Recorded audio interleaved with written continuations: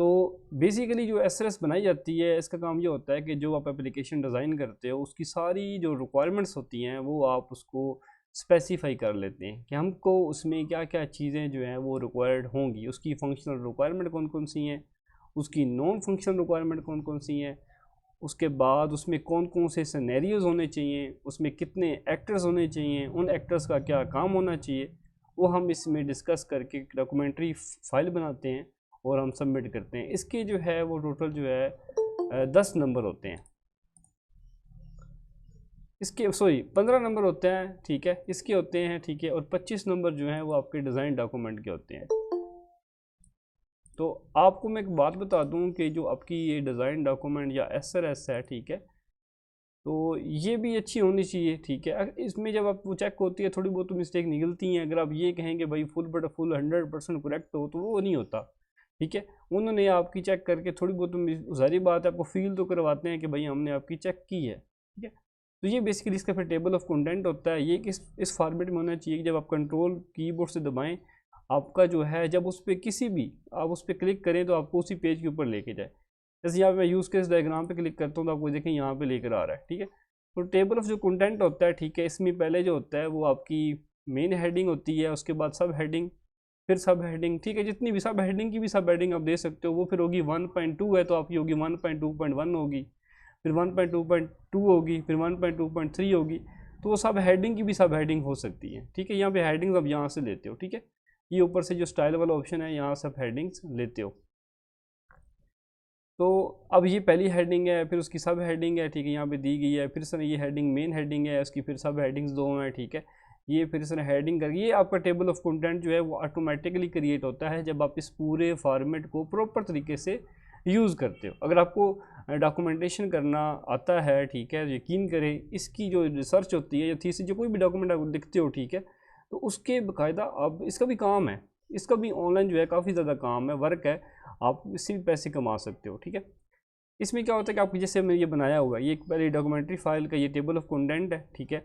उसके बाद ये देखें, ये आपको वो लिखा हुआ है कि आपको जो है वो बेसिक इंट्रोडक्शन है पूरे सॉफ्टवेयर रिक्वायरमेंट स्पेसिफिकेशन का, कि इसमें हमने क्या क्या करना है वगैरह वगैरह, ये सब कुछ लिखा हुआ है।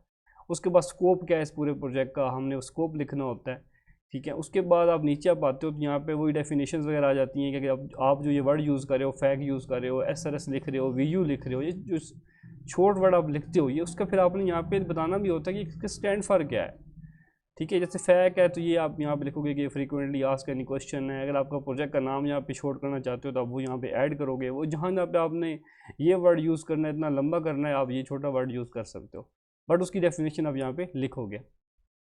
फिर नीचे उसके बाद आती है फंक्शनल रिक्वायरमेंट, जो कि आपके प्रोजेक्ट वाली फाइल के अंदर दी हुई होती हैं। अभी एलएमएस नहीं चल रहा, वरना मैं आपको डाउनलोड करके दिखाता भी सही। पूरे प्रोजेक्ट में फंक्शनल रिक्वायरमेंट दी होती हैं, आप थोड़ा बहुत उसमें थोड़ी सी चेंजिंग वगैरह करके चीज़ें कुछ ऐड करके या फिर ब्रीफ करके आप यहाँ पे राइट कर देते हो, हमने ये चीज़ बनानी है, फिर ये चीज़ बनानी है, ठीक है। इवेंट मैनेजमेंट का ऑप्शन होना चाहिए, ठीक है।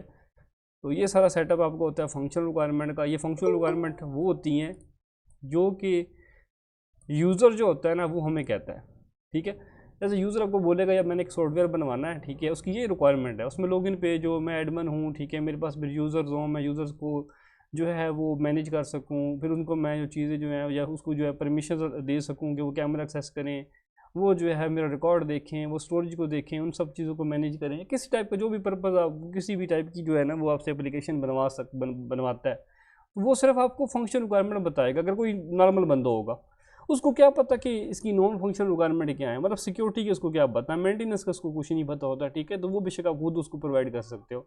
तो कई लोग जो होते हैं वो फिर कहते हैं भाई इसकी सिक्योरिटी भी होनी चाहिए, ठीक है, रिलायबल हो, कल का नाम मैं इसमें चेंजिंग करवाना चाहूँ तो इसमें चेंजिंग भी हो सके, ठीक है। फिर उसके बाद मैं मेनटेन करवाऊँ तो आपने मेनटेन भी करना है, इसकी परफॉर्मेंस इतनी हो, मैं इसमें लाख रिकॉर्ड ऐड करूँ, 2 लाख करूँ, 3 लाख करूँ, उसकी परफॉर्मेंस ऐसे परफेक्ट हो कि मुझे वो रिलायबल लगे, फास्ट लगे। ये जो चीज़ें होती हैं ना ये भी कुछ लोग बता देते हैं, कुछ लोगों को नहीं पता, बट आप वो चीज़ें आपको पता होनी चाहिए कि मैक्सिमम जो अक्सर बाद मोस्ट जो नॉन फंक्शनल रिक्वायरमेंट होती हैं वो यही होती हैं सारी, ठीक है, तकरीबन सेम होती हैं। Security, performance, maintenance, reliability, access वगैरह होती है, अवेलेबिलिटी होनी चाहिए, ठीक है। और मतलब अवेलेबिलिटी का मतलब होता है जैसे आप PHP में काम कर रहे हो, ठीक है, तो आप सुकून से जो है वो कोई भी डेवलपर उसको जो है उसके ऊपर काम कर सके। रिलायबल हो, सिक्योरिटी हो, यूजबिलिटी होनी चाहिए उसकी। ये उसकी नॉन फंक्शन रिक्वायरमेंट होती हैं। उसके बाद आपकी आती है यूज़ केस डायग्राम। मतलब आपका जो प्रोजेक्ट है बेसिकली, अच्छा आप लोगों को समझ मेरी आ रही है, मैं से बोलता जा रहा हूँ?